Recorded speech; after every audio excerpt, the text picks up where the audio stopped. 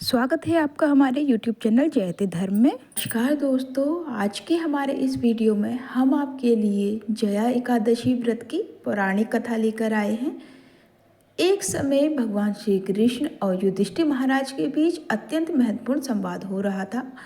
धर्मराज युधिष्ठिर बोले, हे भगवान, आपने माघ मास के कृष्ण पक्ष की षटतिला एकादशी का अत्यंत सुंदर वर्णन किया। अब आप कृपा करके माघ शुक्ल एकादशी का वर्णन कीजिए।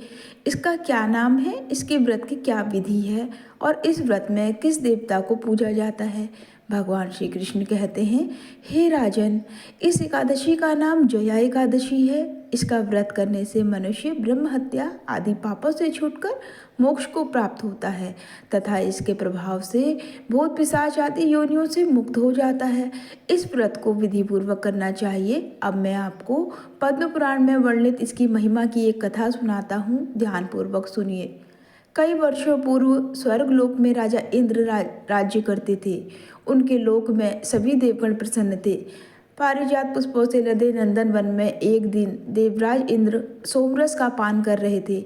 अप्सराएं उन्हें प्रसन्न करते हुए नृत्य कर रही थीं और कई गायक सुंदर संगीत प्रस्तुत कर रहे थे। मुख्य संगीतज्ञ चित्रसेन अपनी पत्नी मालिनी और पुत्र मालवान के साथ वहां उपस्थित थे।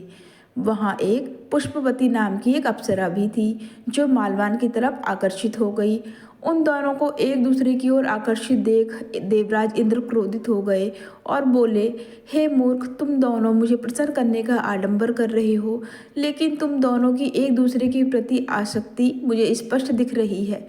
इस भरी सभा में तुम दोनों ने मेरा अपमान किया है। मैं तुम्हें श्राप देता हूँ, तुम दोनों इसी क्षण पिशाच योनि धारण कर लोगे। पति पत्नी के रूप में मृत्यु लोक में जाओगे और वहाँ अपने पाप कर्मों का फल भुगतोगे। इंद्रदेव के कठोर वचन सुनकर मालवान और पुष्पवती अत्यंत लज्जित हुए और उसी क्षण वो दोनों पृथ्वी लोक पर हिमालय के शिखर पर पिशाच के रूप में आ गए।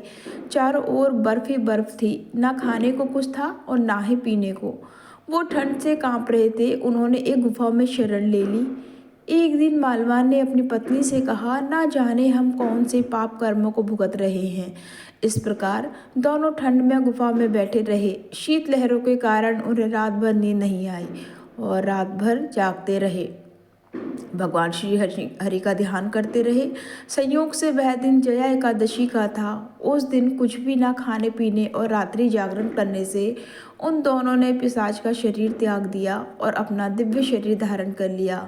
एक दिव्य विमान उन्हें स्वर्ग ले गया। उन्हें देखकर देवराज इंद्र आश्चर्य में पड़ गए और पूछने लगे, तुमने ऐसा कौन सा पुण्य किया है जो तुम्हें मेरे इस श्राप से मुक्ति मिल गई। तब मालवान बोला, हे राजन, यह तो भगवान श्री हरि की कृपा से हुआ है। हमने अनजाने में उनकी प्रिय जया एकादशी का पालन किया, जिससे हमें यह दिव्य शरीर प्राप्त हुआ है।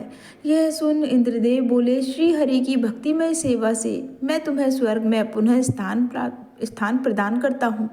इसलिए मनुष्यों को इस परम कल्याणकारी जया एकादशी का निष्ठा और श्रद्धापूर्वक पालन करना चाहिए। इस दिन किया गया उपवास जीवात्मा को वैकुंठ की प्राप्ति करवाता है और जो भी व्यक्ति इस कथा का श्रवण या पठन करते हैं उन्हें अग्निष्ठ यज्ञ का फल प्राप्त होता है। जय श्री हरि विष्णु। राधे राधे। आपका दिन शुभ हो।